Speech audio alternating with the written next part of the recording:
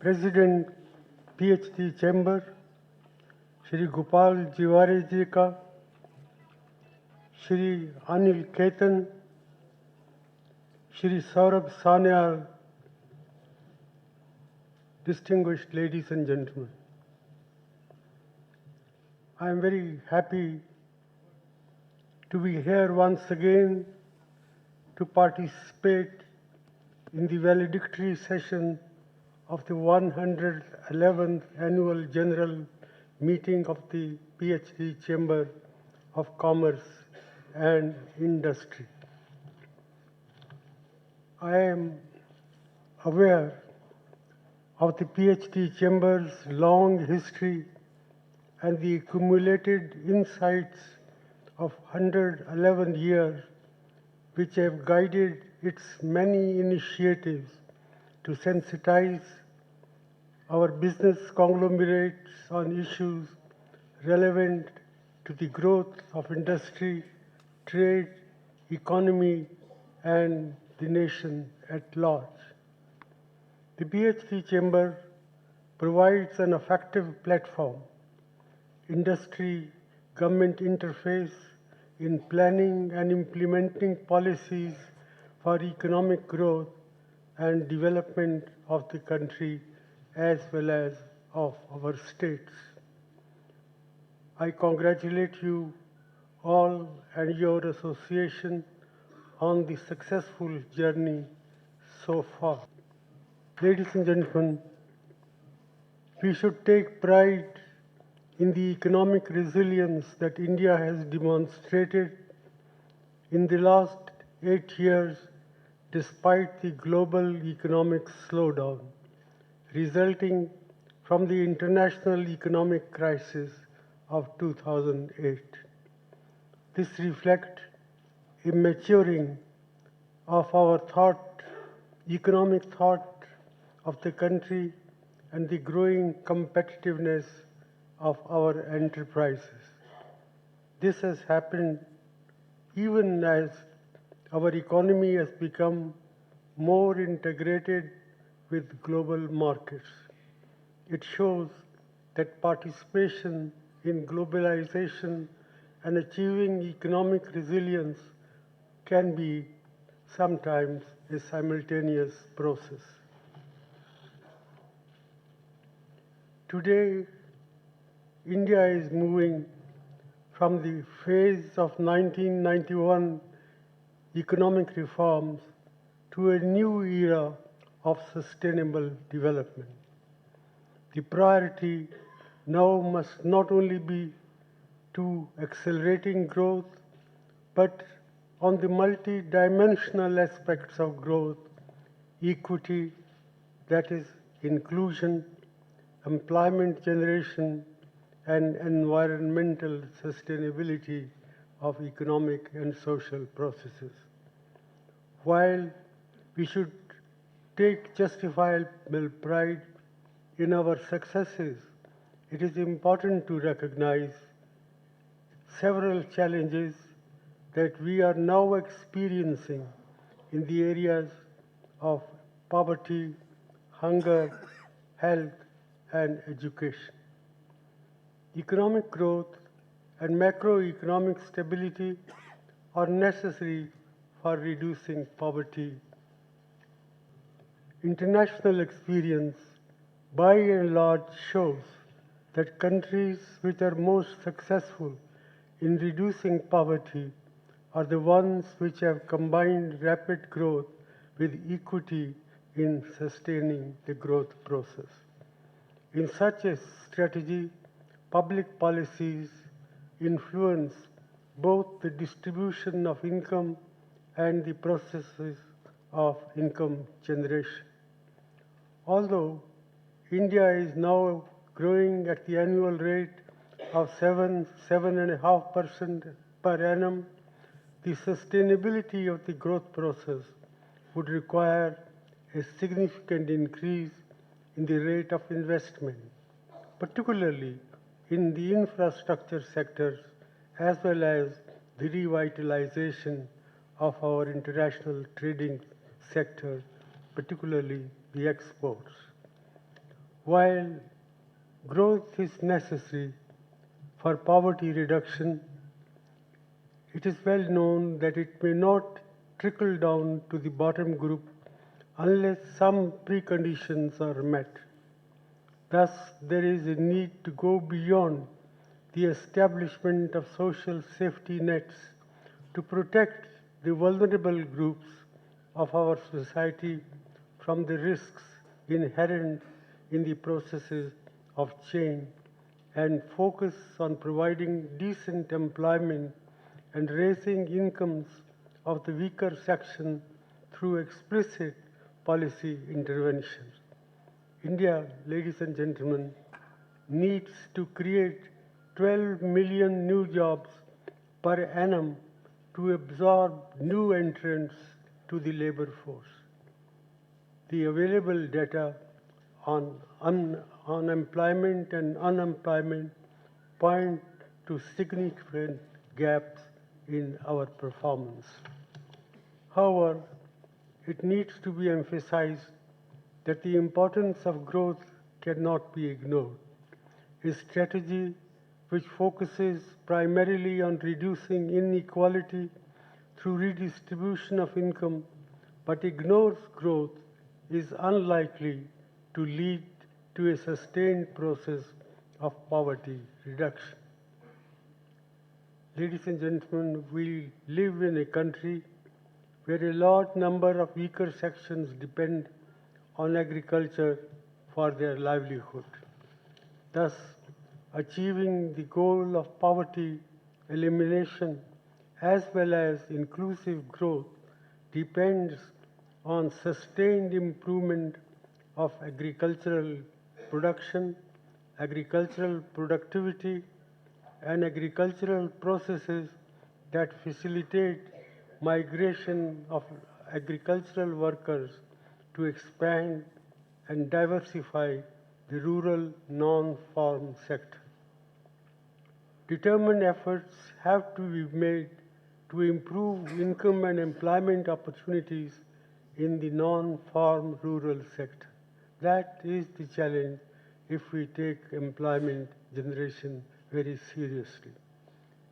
At this stage, we need to realize that for rapid poverty reduction, it is equally important to address worsening inequalities, eliminating the worst form of deprivation in education, in health, and malnutrition, and performance of the public delivery systems in these sectors. While discussing poverty, there is a very important dimension of poverty which, if not tackled effectively, can cause a major roadblock for India to achieve its desired growth objective. This important element is of addressing the challenge of hunger within our country.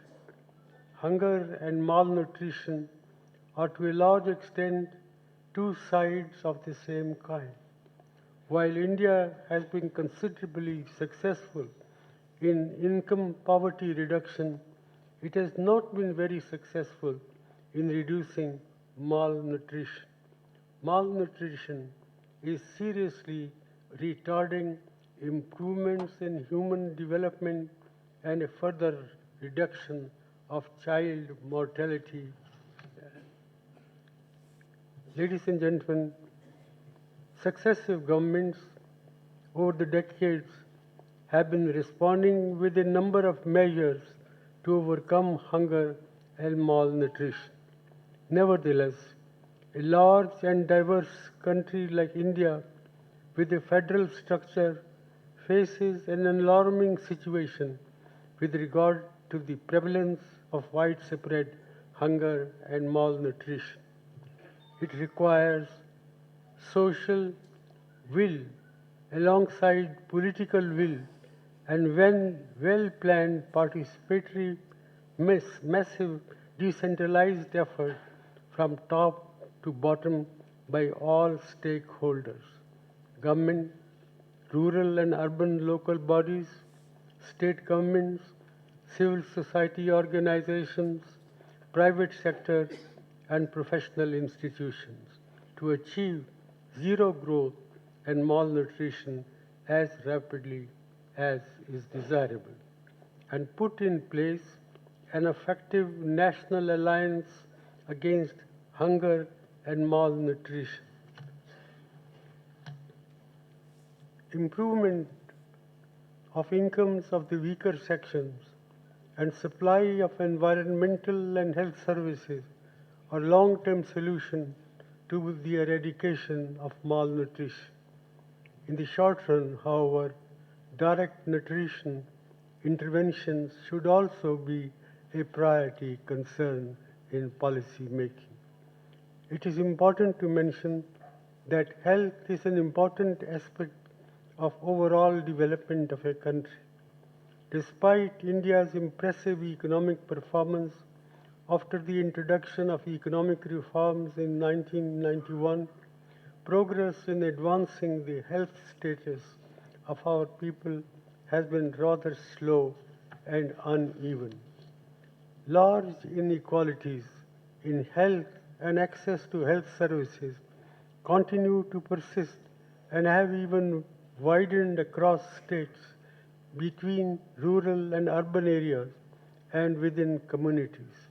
Health is produced in the social, economic, political, and cultural context of a given society, and we have to make the environment as friendly as is possible to achieve our objectives in the areas of health.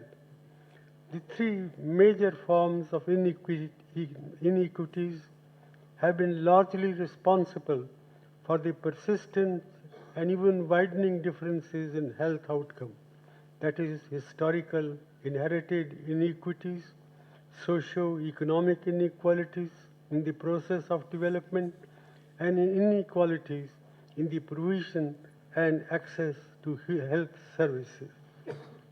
Among the various factors that influence health availability, accessibility, and affordability of health services are important determinants for improving the health of our population.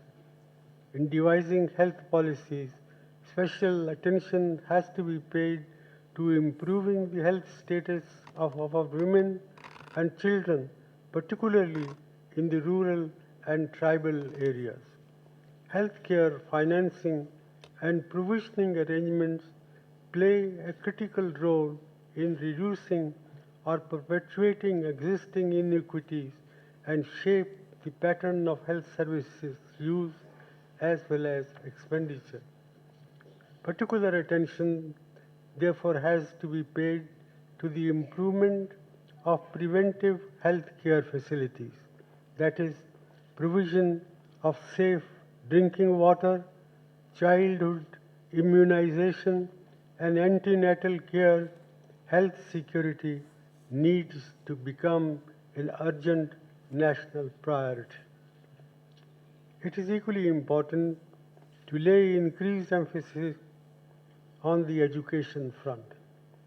The right to compulsory education until the age of 14 years is now enshrined in our Constitution.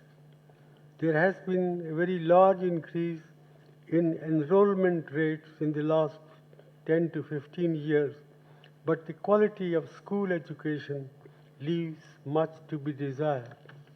Dropout rates remain very high, and the first generation learners face acute difficulties of adjustment to the requirements of the educational system. A major deficiency is the quality of teachers. India has also been seen significant growth in the number of higher and technical education institutions and a corresponding growth in enrollment. Yet, the higher education system also faces numerous challenges in terms of both quantity and quality. With the help of government schemes, even if our children manage to study till 12th standards, we need to make sure that we are able to impart them with adequate skills commensurate with the demands of the growing job market. Thus, the startup culture needs to make the best use of the huge manpower that India has got, not just quantitatively but qualitatively as well. With improvements in the quality of education to improve teaching and learning outcomes, effective education to job linkages will be of critical importance. Manpower for skill and occupational needs in the next 20 years will be high as our economy urbanizes, modernizes, and becomes more service sector oriented. Ladies and gentlemen, there is a need for addressing the skill gap within the country in order to upskill the workforce for which our education system must be employment friendly, employment oriented, with adequate skills being imparted at various stages of the educational ladder. It is therefore imperative to mention that inclusiveness is the key to tap unlimited potential that India holds in its human intellect, as also to take advantage of the demographic dividend. It is thus time that we evaluate where do we stand at this point in time in terms of education and skill development so as to meet the challenges of rapid development. Additionally, the focus equally needs to be on higher education. Thousands of students from India are going abroad for higher education. This is a reflection of quantitative and qualitative gaps in the system of higher education in our own country. Considering the intellectual resources and opportunities in India, there is therefore need for re-evaluating, reassessing, and reforming the system of higher education. Successive governments have pledged to increase spending on education to 6% of GDP, but actual spending has hovered around 4% for the last several years. Both health and education need to move up in terms of national priorities for public expenditure. Ladies and gentlemen, today India has a complex number of laws governing labor use in the organized sector. Your President, in his opening address, has also highlighted the complications created by the complexity of labor laws.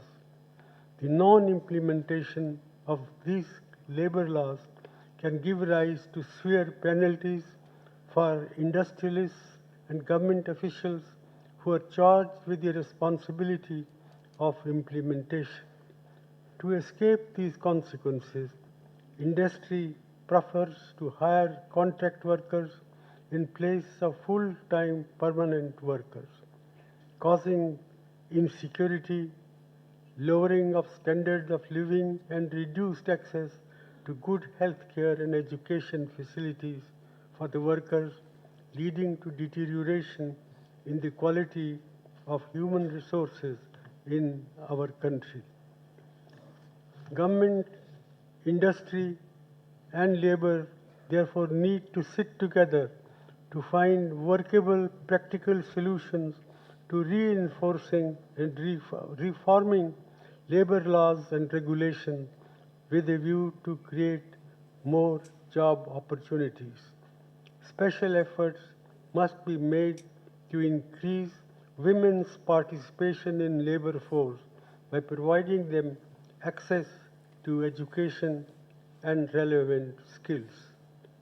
I believe that in line with the ongoing talks on ease of doing business in our country, it is important to provide a conducive atmosphere for industry and businesses to create a win-win situation for both the workforce and industry. This brings me to the theme of this meeting, transforming India through Skill India.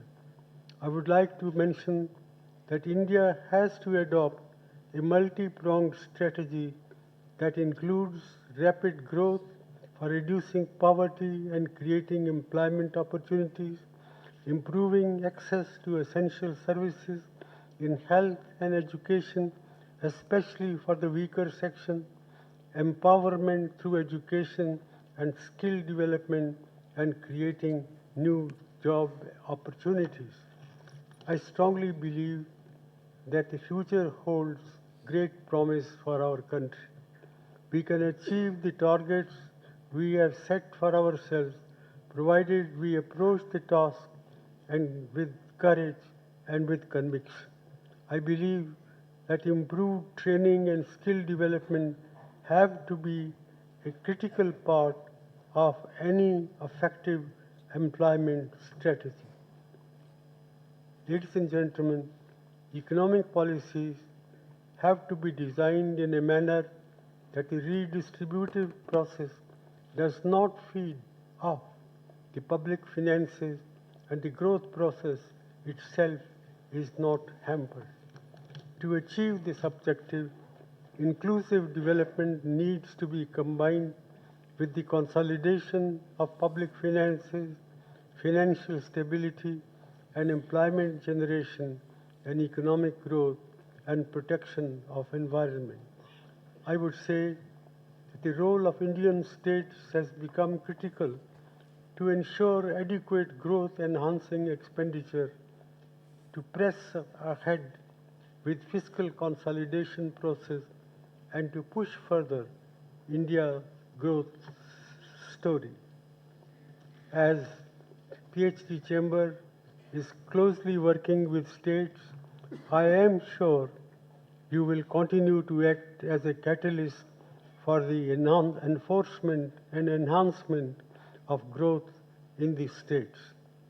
The record initiative undertaken by the PhD Chamber for the promotion of skill development and its keen interest in fostering an all-inclusive growth are indeed very commendable.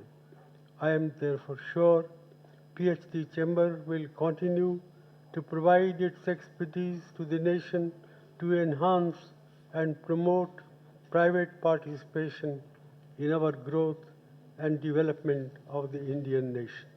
With these words, I thank you for inviting me to address this August gathering.